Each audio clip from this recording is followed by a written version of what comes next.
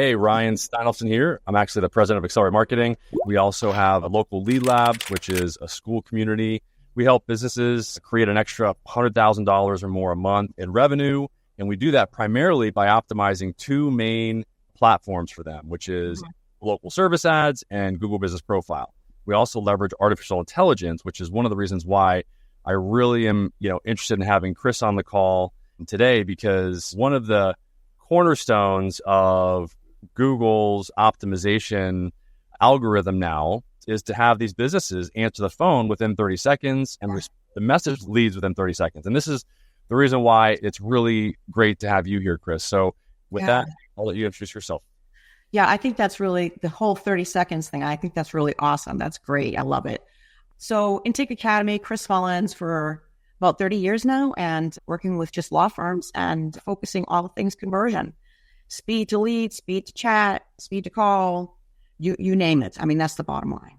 And that's why at the cornerstone of that is this concept of just picking the phone up. I mean, it's interesting. I can send as many leads as I want to a business owner. And a lot of times, and I don't know if you see this, it's a case of the tail wagging the dog, so to speak, where, it's the intake a lot of times that unfortunately the business owner is either not aware of. They've become so separate from the business sometimes that they're not aware of what's really happening in the intake, is a lot of times what I've experienced. So let me I would also want to clarify. So when I say intake, I mean sales.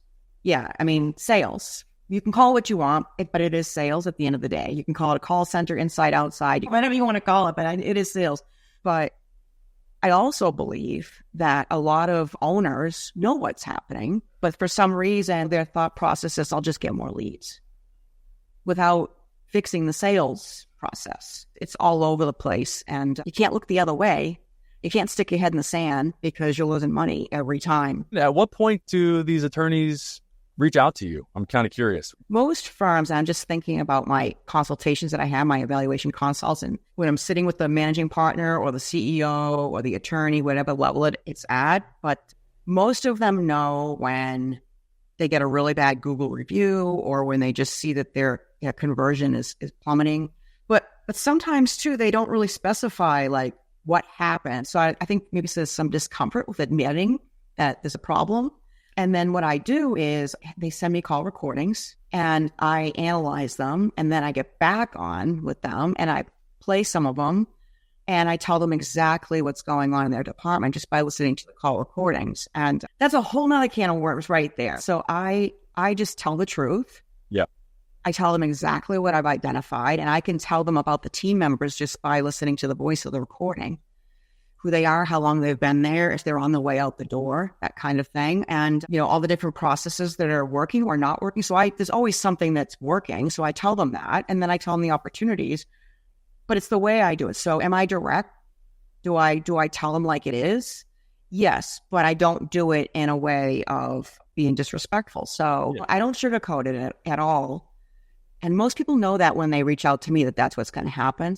But the most important thing is, regardless what kind of business you're in, you just have to make sure that you do the right thing by your team. Tell them the truth and realize that they probably haven't gotten the right training. Give them the right training. And if they don't do anything about it, then that's a different story. But give them a chance with the right training and coaching. It's not so much that there's a bad employee, it's just that the training is just not adequate. And then I think what you're saying is that once you give them the training and then there's still the choice to not implement it and they've got the tools, then that's when you take action. Yeah, well, the thing is, though, when I get involved, it's not like you just go get a training class. That's not what it is, because there's a lot of things that are broken already that are clogging the pipeline there for sales and conversion. So they have to get fixed. And at most everything that has to get fixed has to do with another department, which means other people. There's a lot going on. There's a lot to unpack. But the bottom line is all you need to do is just listen to your call recordings. So listen to your call recordings and then give feedback to your team right away and just do it over and over and over again at a minimum. Right. That's a good correlation with artificial intelligence, I think, because what do you think about this concept of training, like going through the training through a prompt and uploading a knowledge base and reinforcement learning, this concept of training once? What are your thoughts on that? Well, I think it's a game changer. You just train one time But in addition to that, you don't have a revolving door of a team. Yeah. And then all of a sudden, you have one person on the staff, everybody else is gone for whatever reason, and everybody's running, including the owner, to figure out how to answer the phone, or you hire an outside call center that has a bunch of different clients. But you just train once, you don't have to keep replacing that person, and it's speed to lead. Yeah, it's definitely a great game changer in my mind. You've obviously seen like our AI system and how it works and how, we've got the prompt, we've got the knowledge base. The prompt is like the pep talk before the AI agent goes into each conversation.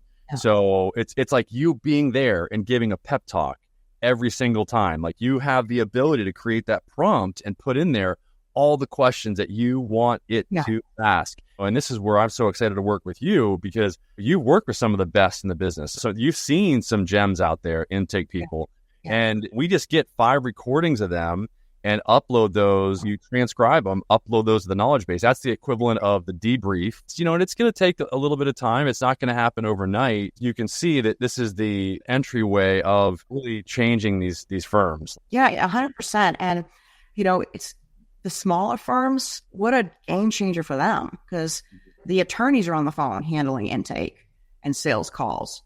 So they won't have to worry about that anymore.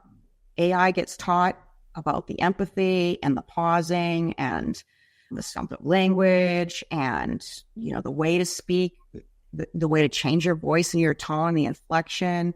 There's a couple of schools of thought. Do you just deploy it first line, or after 20 seconds that you give the humans, how would you determine at what point to insert the AI? Some of the firms choose to go the route of okay, let's start it off with humans answering for 20 seconds. And then to satisfy Google, we'll give the AI agent the last 10 seconds to make sure that all calls are answered within 30 seconds. So that way you kind of have a hybrid, I don't know what your thoughts are on that. Maybe the idea of that having a human first is just a comfort level. Yeah. For the firm. And maybe there's some sort of, they're going to be upset if and when they find out that Mary's a robot. So I'm sure that there's all kinds of stuff like that. And that has to be dealt with, but just test everything. Test it. I agree. I think it's a matter of testing it and iterating it. And I'll use this example. This is a different vertical. When we create an agent, we actually create a separate page for it. And this is obviously not the voice. This is just the agent that would, I have a hole in my roof. And so, so this is the agent that's communicating back and forth, but people spend a lot of time on this. And so there's 2 places that the agent can live. Number 1, it can be embedded on your website. And then number 2, you can just send people to, the agent on one page. But this is another way, as we were talking about earlier, that people can engage with the artificial intelligent agent. And I just thought it was very interesting that the agent is actually showing up, in search results. We've never seen that.